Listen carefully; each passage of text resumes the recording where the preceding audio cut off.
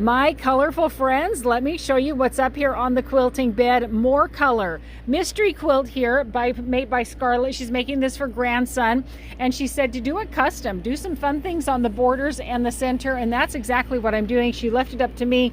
I know she's going to love it because I know what Scarlett is going to like. We've had a relationship in doing quilts, and I know it's going to be amazing. My friends, take just a minute to like and subscribe. Let's get these colorful quilts out to more people. Quilts are love. Someone has spent time creating that quilt, and I'm telling you what, if you receive a handmade quilt, please cherish it. Please love on it. If you think you don't have room in your house for that quilt, make room for it, my friends. Use it someplace.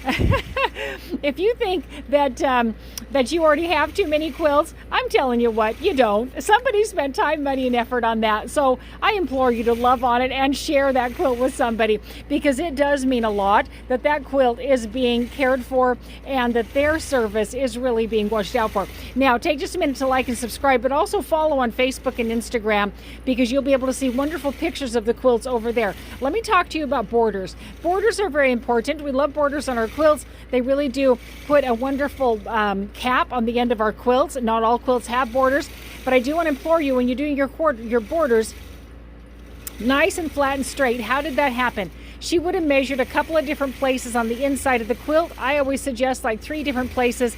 Add that up, divide by 3, cut the border to that size.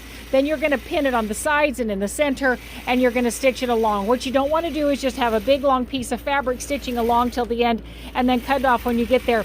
I promise you that your feed dogs just don't feed through evenly, and you'll have some distortion on your border, and nobody wants to have a wavy border. No, no, no.